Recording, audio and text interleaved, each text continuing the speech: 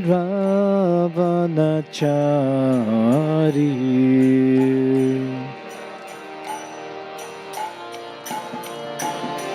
Jayo Radha Madhava Kunja Bihari.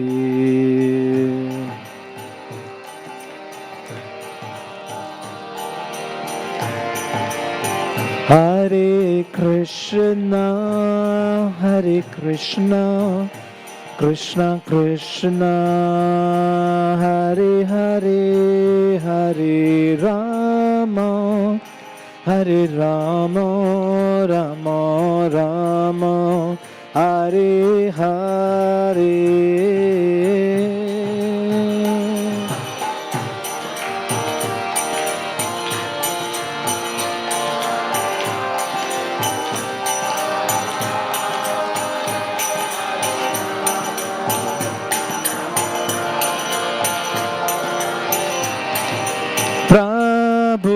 Prabhupada, Prabhupada, Prabhupada, Jai Prabhupada.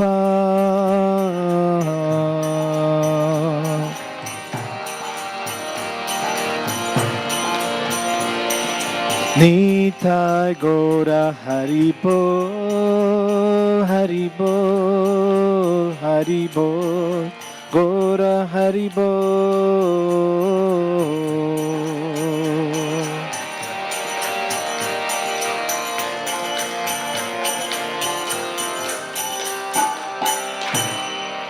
Yugadharma Shri Harinama Sankirtana Ki, Grantharaj Srimad Bhagavatam Ki, Samaveda Gaura Bhakta Vrinda Ki, Jai Nitai Gaura Premanandi,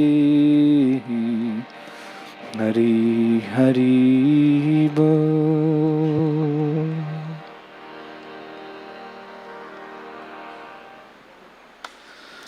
Om Namo Bhagavate Vasudevaya.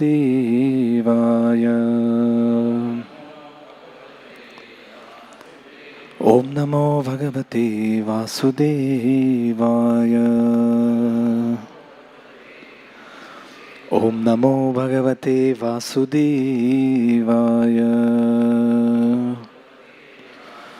Narayanam Namaskrityam Naram Chaiva Narottamam Devim Saraswatim Vyasam Tato Jayamudiraye Nashtaprayeshu Abhadreshu Nityam Bhagavata Sevaya Bhagavati Rottama Shloke Bhaktir Bhavati Naishtaki Krishnaya Vasudevaya Devaki Nandanaya Cha Nandagopakumaraya Govindaya Namo Namaha.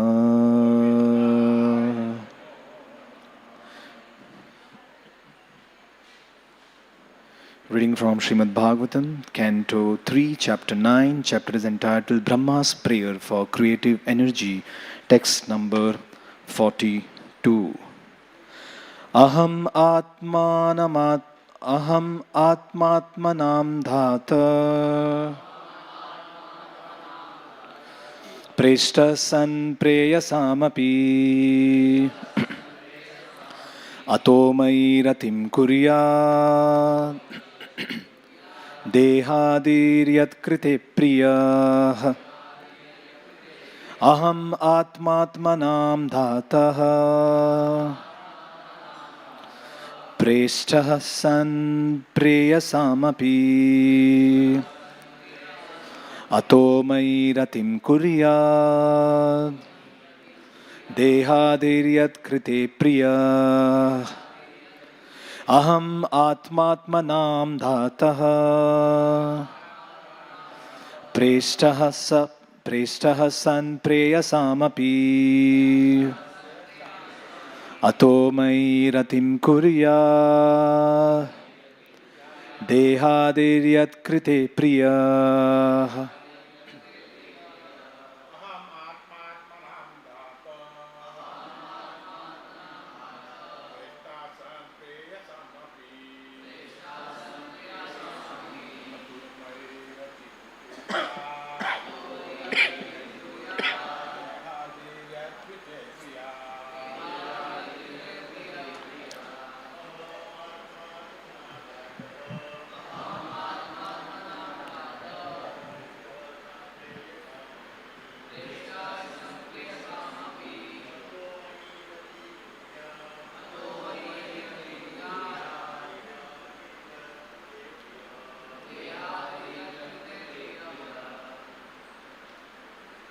Matajis.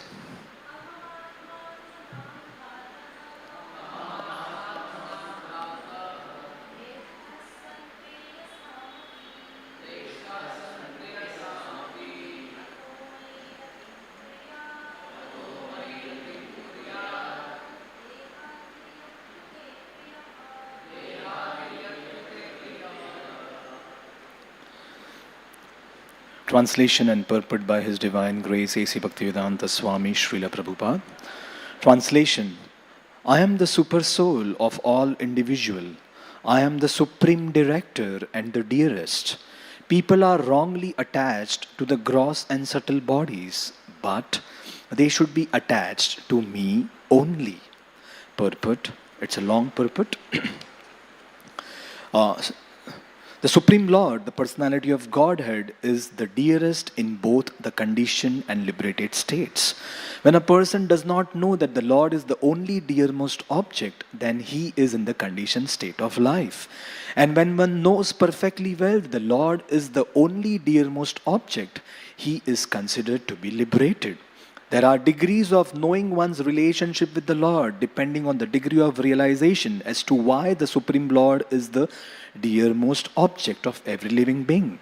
The real reason is clearly stated in Bhagavad Gita 15.7. Mame vamsho jiva loke jiva bhuta sanatanaha.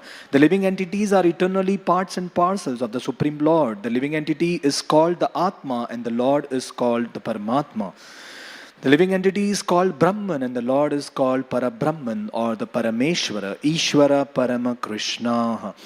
The conditioned souls who do not have self-realization accept the material body as the dearmost. The idea of the dearmost is then spread all over the body, both concentrated and extended. The attachment for one's own body and its extensions like children and relatives is actually developed on the basis of real living entity. As soon as the real living entity is out of the body, even the body of the most dear son is no longer attractive. Therefore, the living spark or an eternal part of the Supreme is real basis of affection and not the body. Because the living entities are also parts of the whole living entity, that Supreme living entity is the factual basis of affection for all. One who has forgotten the basic principle of his love for everything has only flickering love because he is in Maya. The more one is affected by the principle of Maya, the more he is detached from the basic principle of love. One cannot factually love anything unless he is fully developed in the loving service of the Lord. In the present verse, stress is given to focusing love upon the Supreme Personality of Godhead. The word kuryat is significant here. This means one must have it. It is just to stress that we must have more and more attachment to the principle of love. The influence of Maya is experienced by the part and parcel spiritual entity, but it cannot influence the Supreme, but it cannot influence the Super Soul, the Paramatma. The Mayavadi philosophers, accepting the influence of Maya on the living entity, want to become one with the Paramatma. But because they have no actual love for Paramatma, they remain ever entrapped by the influence of Maya and are unable to approach the vicinity of Paramatma. This inability is due to their lack of affection for Paramatma. A rich miser does not know how to utilize his wealth, and therefore, in spite of his being very rich, his miserly behavior keeps him everlastingly a poor man. On the other hand, a person who knows how to utilize wealth can quickly become a rich man, even with a small credit balance. The eyes and the sun are very intimately related because without sunlight, the eyes are unable to see. But the other parts of the body, being attached to the sun as a source of warmth, take more advantage of the sun than do the eyes. Without possessing affection for the sun, the eyes cannot bear the rays of the sun. Or, in other words, such eyes have no capacity to understand the utility of sun's rays. Similarly, the empiric philosophers, despite their theoretical knowledge of Brahman, cannot utilize the mercy of the Supreme Brahman because they lack affection. So many impersonal philosophers remain everlastingly under the influence of Maya because although they indulge in theoretical knowledge of Brahman, they do not develop affection for Brahman, nor do they have any scope for development of affection because of their defective method. A devotee of the sun god, even though devoid of eyesight, can see the sun god as he is even from this planet. Whereas one who is not a devotee of the sun can not even bear the glaring sunlight. Similarly, by the devotional service, even though one is not on the level of Jnani, one can see the Supreme Personality of Godhead within himself due to his development of pure love. In all circumstances, one should try to develop love of Godhead, and that will solve all contending problems. Om Ajnanatimirandhasya Jnananjanashalakaya Chakshururmilitam Yena Tasmai Shri Guruve Namaha Shri Chaitanya Manobhishtam Sthapitam Yena Bhutale Swayam Rupagada Mayam Dadati Swapadantikam Vande Aham Shri Guru Shri Yuta Padakamalam Shri Gurum Vaishnavamscha Shri Rupam Sagrajatam Sahagana Raghunathan Vitam Tam Sajivam Sadvaitam Savadutam Parijana Sahitam Krishna Chaitanya Devam Shri Radha Krishna Padan Sahagana Lalita Shri Vishakhan Vitamscha He Krishna Karuna Sindhu Dina Bandhu Jagatpate Gopesha Gopika Kanta Radha Kanta Namostute Tapta Kanchana Gaurangi Radhe Vrindavaneshwari Vrishabhanusute Devi Pranamami Haripriye Vanchakalpatarubhyascha Kripa Sindhubhya Evacha Patidanam Pavanebhyo Vaishnavebhyo Namo Namaha Jai Shri Krishna Chaitanya Prabhu Nityananda Shri Advaita Gadadha Shrivasadi Gaura Bhakta Vrinda Hare Krishna Krishna Krishna Hare Hare Hare Rama Rama Rama Hare Hare Mukam karoti vachalam pangum langayate girim yat kripatamaham bande Shri Gurum Dinatarinam Shri Chaitanyamishwaram Paramananda Madhavam Aham Atmatmanam Dhatah Preshta Sa Preyasamapi Ato Mai Ratim Kurya Dehadir Yat Krite Priya I am the super soul of of every individual. I am the supreme director and the dearest. People are wrongly attached to the gross and subtle bodies, but they should be attached to me only. Hare Krishna. We welcome all the devotees for our Srimad Bhagavatam class. Would want to seek the blessings of all the devotees assembled here and who are there present online, so that I can speak something for my purification and to please the Lord and His devotees. So this is a beautiful conversation that is happening between the Supreme Lord Krishna and Brahmaji.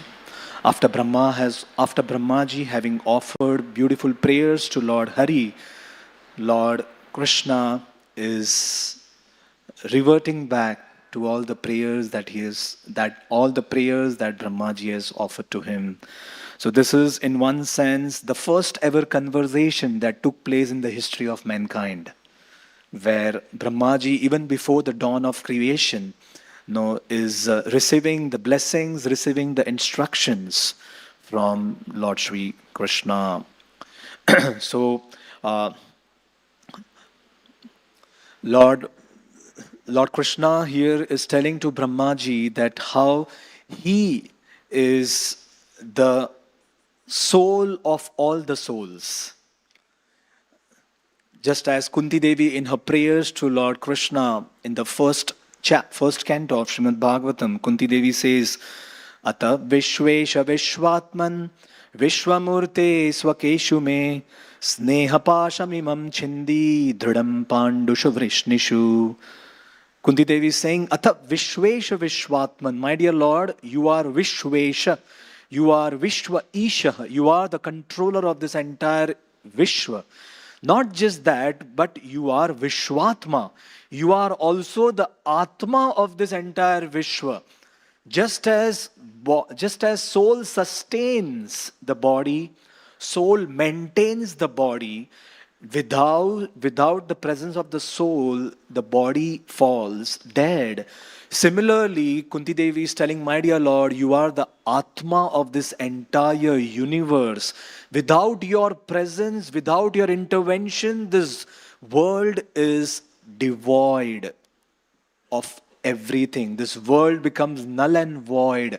Your presence makes this world function. So Kunti Devi says, you are the soul of this entire Vishwa.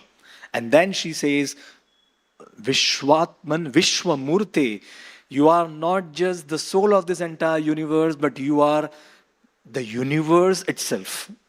Vishwamurte, you are the manifestation.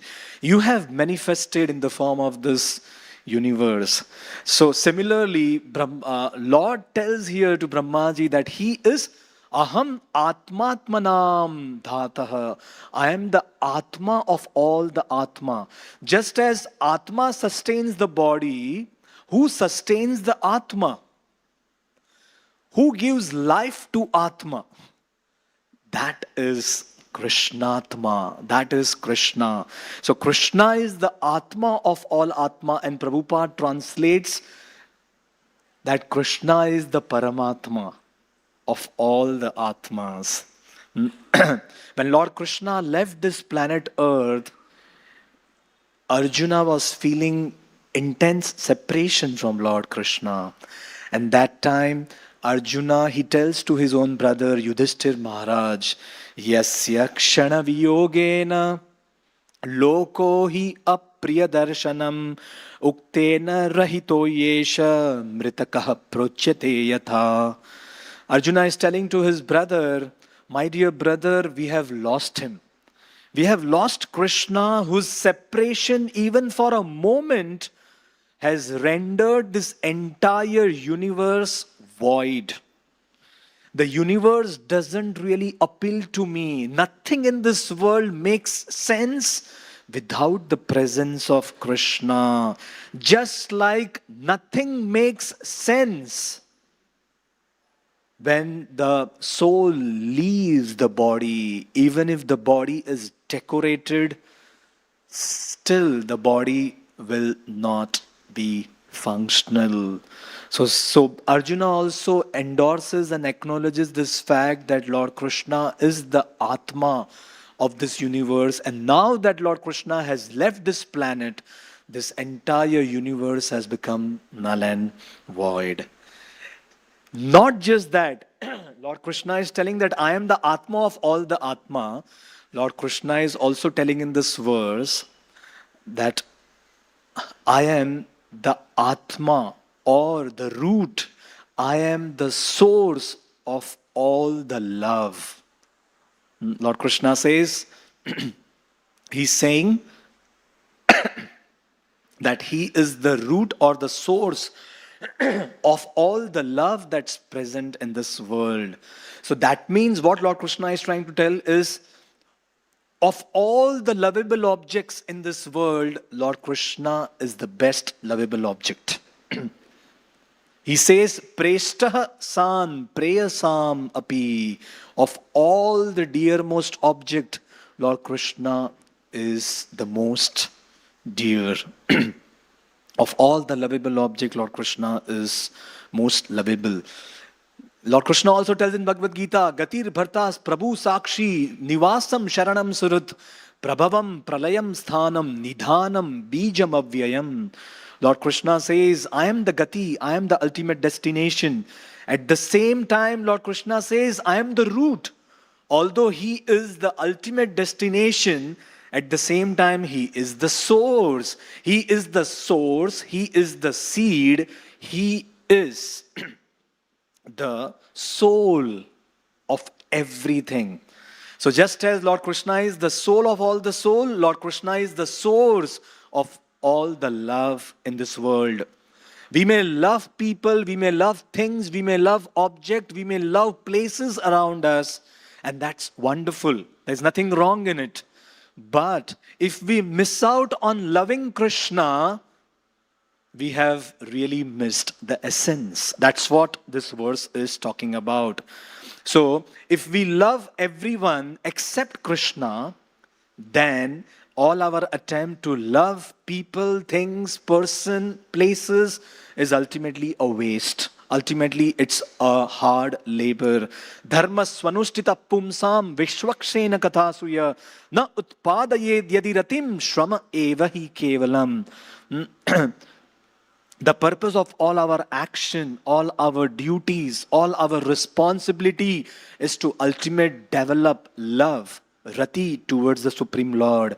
And if one fails to do that and ends up doing everything else, shrama evahi kevalam. Bhagavad bhaktir hinasya jati shastra japat tapa apranasya dehasya mandanam lokaranjanam. If we study the scriptures, if we do tap, jap,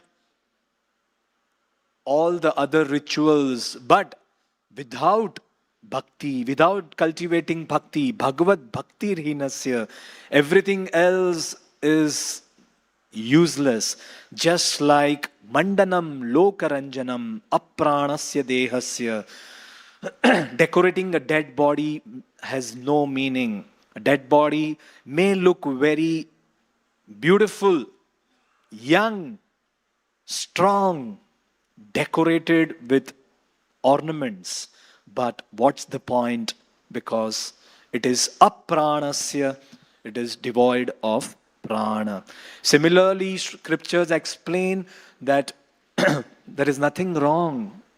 Love is the die-hard need or the dire need of every living entity to love and to be loved. So yes, obviously we are bound to love someone or somebody in this world, but Bhagavatam tells us to connect to the root of all love. Bhagavatam connects us to the source of all love.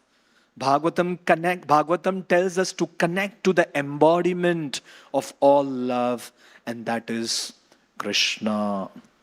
So yes, Krishna is telling here, Ato ratim mai kuryad. One must develop that rati unto him. It's not that no one loves Krishna, so Krishna is telling you love me. It's not that Krishna is in need of love, that's why he's telling, no, please come, love me. When people want vote, they want vote bank, no, they will go and plead, they will go and beseech, they will go and request, please give me some vote. That's not the case here with Krishna. Krishna is telling, Krishna is not telling out of frustration. Ultimately, Krishna is telling you all love me for our own good. So, unfortunately, we love everything of this world except Krishna. We love so many people of this world, but we don't love the one who loves us the most. Imagine someone gives us so much love and we don't even look at that person. We neglect or we overlook. That's our state. No, we love everyone, everything except the one who loves us the most. And Krishna's love for us comes from not who we are. Krishna loves us for who he is. That means Krishna doesn't love us for we being maybe a virtuous person. Krishna doesn't love us because we offer him something. Krishna doesn't love us because we are too moral, too ethical, or probably we are good in this world. Krishna loves us for who he is. That means he is so loving that in spite of we not even loving him, he continues to love us. In spite of we stooped in sinful activities, still he continues to love us. In spite of we not being qualified and not at all deserving Krishna's love, he still continues to love us. In spite of we being not at all inclined towards Krishna, still Krishna continues to love us. And we don't even know how Krishna loves us. Indirectly, even without us knowing, Krishna expresses his love in different ways, in different forms. The first way by which he expresses his love towards all the living entity is by creating and sustaining this material world as an arena where we can play out our desires till we mature into complete wisdom. Lord Krishna, he loves us by creating and maintaining this universe so that we can play out our desires. That's the first way. Second, for us to really attain that maturity of wisdom, Lord Krishna gives us the scriptures by which this timeless wisdom will, or these timeless scriptures will ultimately offer us the wisdom, and we will come back to him. The third way by which Lord Krishna expresses his love is he comes again and again, millennium after millennium, in different forms, in different ways, in Leela avatars, Purusha avatars, Yuga avatars, Guna avatars. That is one form of his love. Or he will send his different representatives. And moreover, above all, Lord Krishna expresses his love by constantly being an eternal companion in the form of Paramatma. So even if we may be in a very lower species, but still Lord Krishna accompanies us, guides us through the voice of conscience and inspiration towards taking wise choices. So this is how Lord Krishna is eternally loving us and eternally expressing his love towards us, and we don't even care to love him. How rude is that? How mean is that? Where someone who is offering so much, we don't even acknowledge, we don't even appreciate, forget about loving that person. So what Bhagavatam tells us is all we need to do is repose, redirect, rechannelize, and rekindle that love. That loving propensity. We all have that loving propensity, and ultimately we need to redirect, that tendency to love towards Krishna. Because no matter how much we love things, no matter how much we love people of this world, ultimately that love results in sheer frustration. And even though we may have the desire to love and be loved by people around, the people of this world cannot satisfy our unlimited desire to love and be loved by others. Yes, people may think, people may say, I love my nation, I love my country, or I love my relatives, I love my possessions. But yes, this love is ultimately conditional. As soon as the body changes, as soon as relationships shift, that same love turns into indifference, or that same love may turn into hatred. So this verse is actually giving us hope that how the Supreme Lord is all loving and He's still waiting, and He is telling us, come what may, try to develop that love, try to repose that love unto me, because He is the true source.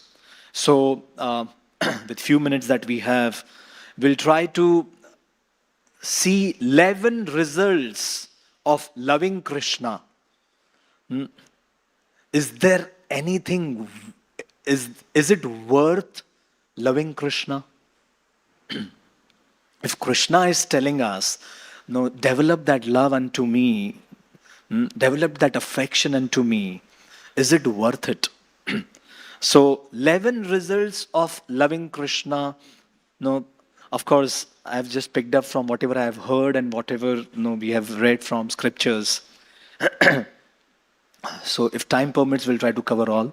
Let's see how much. So the first result or the effect of loving Krishna, the bare minimum that one can get by loving Krishna is liberation. That's the base. That's the basic. So loving Krishna is liberating. Because the love of this world ultimately blinds and binds a person. Love of this world is the cause of greatest attachment also. But loving Krishna frees us, unbinds us from all the attachments of this world. As Bhagavatam says, Bhakti para isha anubhava viraktir anyatracha. When one develops true love for the Supreme Lord, then the concomitant effect of loving Krishna is viraktir, or detachment, or freedom from bondage. So that's the first effect of loving Krishna. A lot can be spoken. I'm just cut-shorting. I have to complete the class in a limited time bound. So the first effect of loving Krishna is liberating. Second, loving Krishna is fulfilling. Parijaten anjasa labda saranganyonya sevate Twadangri moolam asadya sakshat kim vranimahi. Just as honeybee goes from one flower to another, living entity goes from searching one person to another, that this person will offer me love that I want. This thing of this world will offer me love, will fulfill my desire to be loved. Parijate anjasa labda sarang anyonya sevate. That honeybee goes from one flower to another, dissatisfied. We, living entity, hankering for love. No, just as a dog goes from one door to another. What is that? Ultimately gets dandam odanamevava. sometimes gets food, sometimes gets punished. Similarly, living entity ultimately in search of pleasure goes from door to door, people to people, but sometimes may get love, but most of the time gets dissatisfaction or frustration. So, this verse explains how when that honeybee sits on the flower called Parijata, that honeybee experiences such fulfillment that honeybee doesn't want to go anywhere else and understands this is the culmination. I have attained it.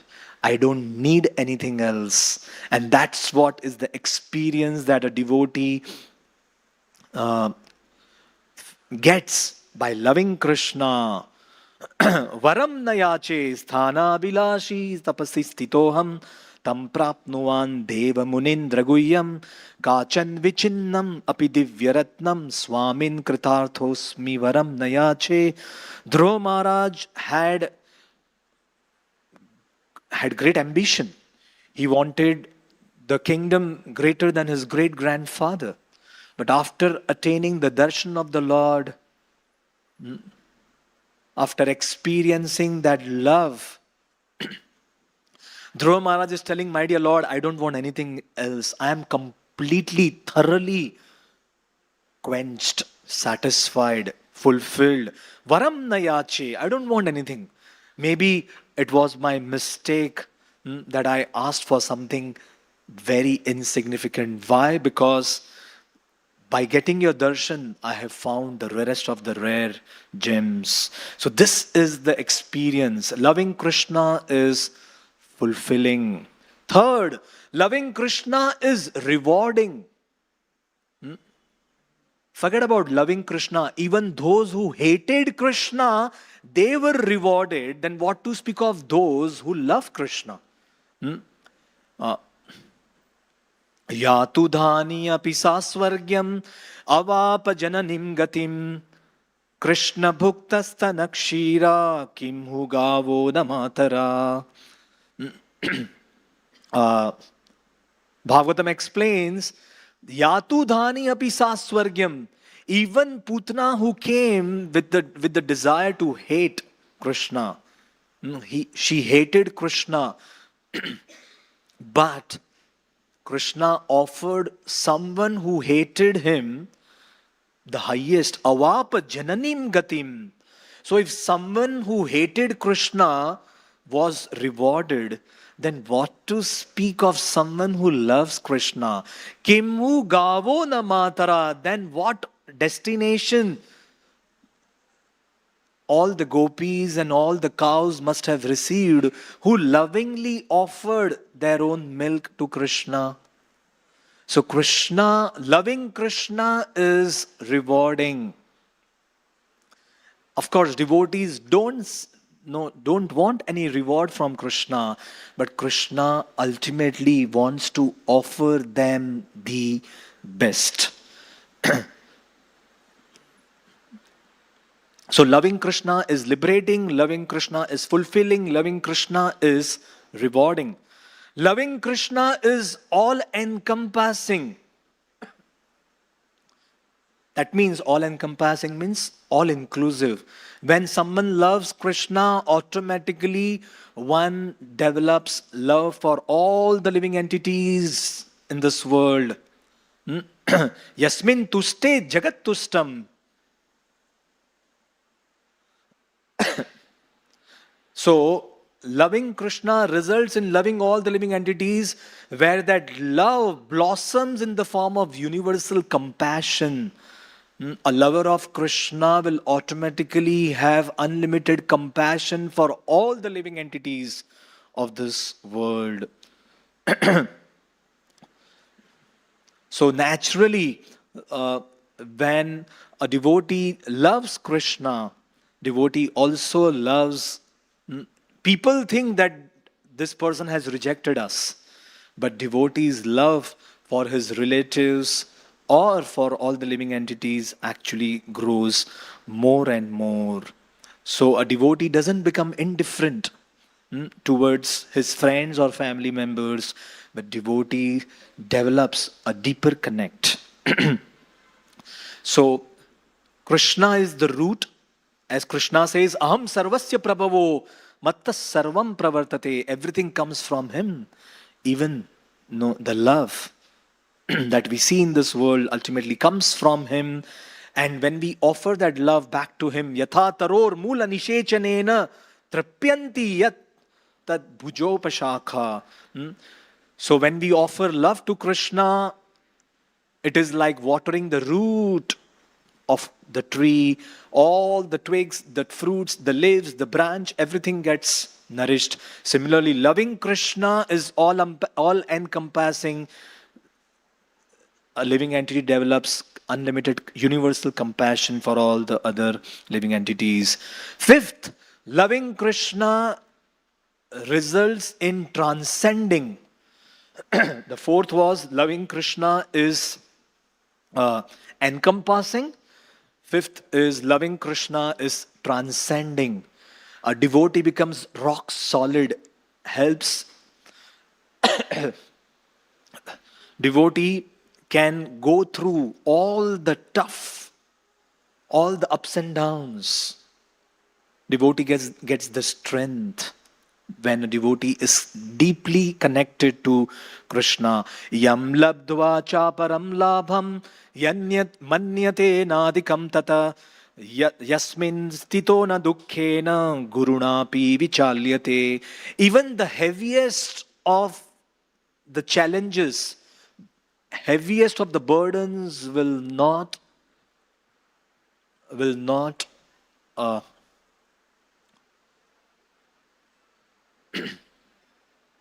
waver one's devotion unto Krishna. So devotee becomes so rock solid that one can handle the difficult moment, and that devotee doesn't look for anything else, anywhere else in this world. Because devotee knows, if I have Krishna, then I have everything. As they say, don't tell God how big your problem is. Tell problem how big your God is. Similarly, here loving Krishna helps one transcend the tough phases. Sukhe dukhe same kritva labha labho jaya jayo tato yudhyaya yujyasva naivam papam avapsyasi. Jitatmana prashantasya paramatma samahita shitoshna sukha dukkheshu tatha manapamanayo. One who is intimately connected to Paramatma or Krishna, Sitoshna sukha dukkheshu tatha manapamanayo. At all levels, at the physical level, one can bear sukha and dukh. At the emotional level, one can go through sukha and dukh. And at the egoistic level, one can even tolerate man and apman. So loving Krishna results in transcending the dualities. Loving Krishna, the sixth one, loving Krishna results in guiding and directing.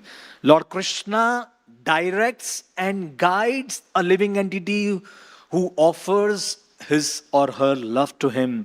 Tesham satata yuktanam bhajatam priti purvakam dadami buddhi yogam tam yena mam upayanti te. Lord Krishna says, one who worships me with preeti, with love, dadami buddhi yogam tam. Krishna directs, Krishna guides that living entity moment to moment. As a result, that living entity will come to Krishna very soon. That is the sixth result of loving Krishna. Seventh, loving Krishna is ultimately maddening. Maddening doesn't mean a person actually becomes mad, but one loses oneself so much that one finds oneself with Krishna. Evam vratasva priyanama kritya. Evam vratasva priyanama kirtya. Jatanurago drita chitta mucchai. Hasatyato rodati rauta gayati. Unmadavad nrityati loka bahya. 11th canto of Srimad Bhagavatam explains, when one chants the holy name of Lord Krishna, that chanting is enough to offer one love of God. And when one attains love for Krishna, automatically what follows is hasati ato rodati rauti gayati unmadavat. A person sometimes laughs, sometimes cries, and dances like a madman. Loka bahya, indifferent to what the world will think of me. That's irrelevant. So loving Krishna is ultimately maddening. A person is completely mad, not thinking what the world will think about me. Loving Krishna is also healing. When a person loves Krishna, all our hearts which have been wounded by so many hurts, so many traumatic situation, Krishna has the power to heal that heart. When someone has a headache, someone has a backache, we can use some oil, ointment to heal that ache.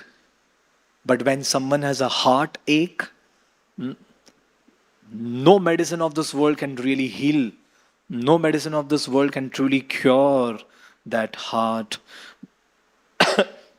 Because the love of this world, which can offer us the highest pleasure, can also offer us the greatest pain. So that love, when it is frustrated, can offer us the greatest pain. And that pain needs to be healed. So many people, when they are going through tough times in their life, even if they are going through, say, the terminal illness like cancer, we haven't seen them committing suicide. They don't commit suicide. But people who go through a lot of heartbreaks, we have seen them committing suicide. That means that pain is far more unbearable and far more deeper than the physical pain. And Lord Krishna, He has that healing power to heal our hearts. So when we repose our loving propensity unto Krishna, Krishna can heal those wounded hearts. Krishna can, maybe the scars may remain, but one will experience healing effect by loving Krishna. Ninth, loving Krishna results in doing everything and anything for Krishna. When a person is in love with Krishna, that person is willing to go to any extent to do anything for the pleasure of Krishna. Pragada premera e swabhava achar, nija vigna dukkha adi na kare vichar. We see in the case of Madhavendra Puri, Chaitanya Mahaprabhu is narrating this pastime of Madhavendra Puri to all the devotees. And finally, after narrating the entire pastime, Chaitanya Mahaprabhu says, this is the nature of condensed love. Pragada premera e swabhava. Nija vigna dukkha adi na kare vichar. One does not consider one's own inconvenience or difficulties or scarcity. One is willing to go to any extent to please the Lord. That is the ninth. Loving Krishna results in doing. Loving Krishna results in serving Krishna unlimitedly. And Not just serving, but developing that eagerness. Eagerness for Shravanam and eagerness for Smaranam. So when one loves Krishna, we see in this world, when a boy loves a girl or vice versa, no, there is an inbuilt, or what do you say, by default setting, where a person cannot stop hearing or remembering about that person. Even if a mind doesn't want to remember, still one is forced to remember. So that is the result also of loving Krishna, where a person develops that unlimited eagerness to hear, chant, and remember Krishna. And the last, loving Krishna results in realizing that I have no love for Krishna. This is something mystical. When a person develops love for Krishna, that person actually realizes that my love for Krishna is nothing. Chaitanya Mahaprabhu, who is the epitome of love for Krishna, Chaitanya Mahaprabhu tells in Chaitanya Charitamrita, Na prema gandosti darapi meharo krandami saubhagya bharam prakashitum vamshi vilasya nanalokanam vina bibhrami yat prana patanga kanvritha. Mahaprabhu is telling to all his devotees, my dear friends, I have not the slightest tinge of love for Krishna within my heart. You may see me crying, but actually it's just a makeup. Mahaprabhu is telling this. It's just a false exhibition. Because I am not loving Krishna, I am just continuing to exist in this world just like an insect who continues to exist in this world without a purpose. This is Chaitanya Mahaprabhu's realization after loving Krishna. Na prema gandosti darapi. I don't have even a slightest. The gap between Krishna's greatness and our insignificance is so big that devotee automatically becomes humble and understands that actually I have no love. Even if I am offering some service unto the Supreme Lord, it's actually so much filled with contamination. So more one advances, more one realizes how far one is from Krishna. As a result, loving Krishna gives us that realization. So these are the 11 effects of loving Krishna. Loving Krishna is liberating. Loving Krishna is fulfilling. Loving Krishna is rewarding. Loving Krishna is all-encompassing. Loving Krishna is transcending. Loving Krishna is directing and guiding. Loving Krishna is maddening. Loving Krishna is healing. Loving Krishna is doing anything and everything for Krishna. Loving Krishna is serving and developing that eagerness. And loving Krishna is realizing that I have no love for Krishna. Because loving Krishna is not that cheap. It's easy to say, I love you, Krishna. It's easy to say, I lost my heart in Vrindavan, O Krishna. But it is not that easy to really follow the process which will lead us to perfection. What is important is, rather than artificially imitating the advanced great personalities, what is most important for a sadhaka is to follow the regime, follow the discipline, follow the sadhana strictly. Then we can finally aspire for loving Krishna. And interestingly, Krishna in Bhagavad Gita is giving us the remedy, the solution by which we can love him. Krishna is telling us in 7.1, Maya sakta manapartha yogam yunjan madashraya asamshayam samagram mam yatha gyasyasi tachrunu. 6 steps by which we can develop rati, asakti or love for Krishna. Krishna himself tells in Bhagavad Gita. The first Krishna says is Tachrunu, hear. Hearing about Krishna is the beginning. It's not just the beginning, but it is also the end. It is not just the means, but it is also the end.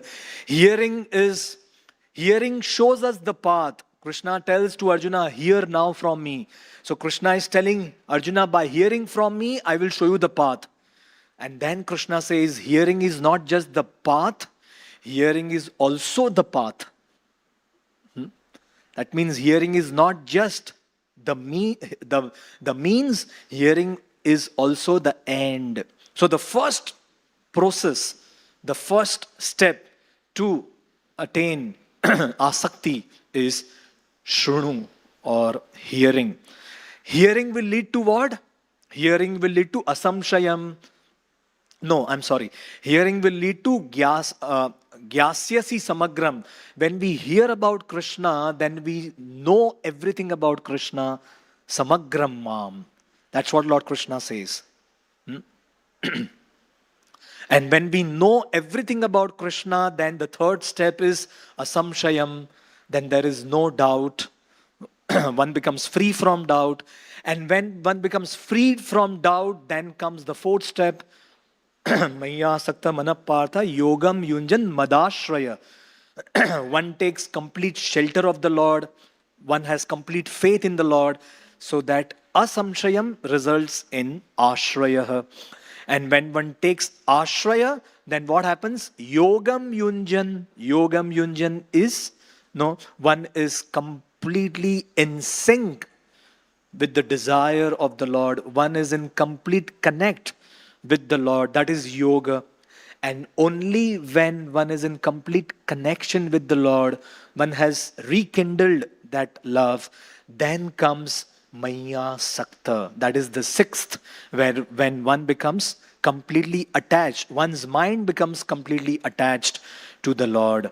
So this is the reverse. Lord Krishna says Tachrunu, then Gyasya Samagram, then Asamshayam, then Ashraya, Yogam Yunjan, and Maya Sakta. So it's the reverse way.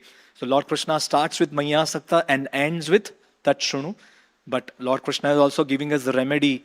Begin with hearing and then it will result in Maya Sakta. So it is Lord's kindness. This is His love for all the living entity, where He not only prepares the sweet rice, but He also gives us the spoon. He not only gives us the spoon, but He also puts that spoon within our mouth. And ultimately, aham vaishvanaro bhutva, He helps in digesting that sweet rice. Similarly, it's ultimately Him from whom that love comes, and He also gives us the way by which we can love Him. So in a simple way, just to conclude, how do we bring in Krishna closer and closer into our life? 7 steps. First, give the first day of your week to Krishna. Give the first day, if not first day, if Monday is the first day, then forget about Monday. Give the last day of your week to Krishna. That means Sunday. That means Sunday come to temple. Associate with devotees. Sangha. That is the first. Second, give the first hour of your day to Krishna. The early morning hours to Krishna. That means perform sadhana. Third, give the first portion of your meal to Krishna. Whatever we cook, yat karoshi, yat ashnashi, whatever we do, whatever we eat, Krishna is telling, give the first meal of your, first portion of your meal to me. That is the basic etiquette, sadachar that we follow. Fourth, give the first portion of your salary to Krishna. Whatever we earn, give it to Krishna. That means engage in seva. The first was Sangha, second was sadhana, third is sadachar, fourth is seva, fifth is give the foremost place of your home to Krishna. That means make Krishna the center by building temple. That is Archa Vigraha Seva. Sixth, give the first place to Krishna in decision making. That means keep Krishna in the center when we decide, when we make any important decision. Will this affect my Krishna consciousness? Is this favorable or unfavorable to my Krishna consciousness? And last, give the first place in your heart to Krishna. That means whatever love that we have, we need to offer that love to Krishna. Thank you very much. Hare Krishna. Srila Prabhupada ki jai. Granth Raj Srimad Bhagavatam ki jai.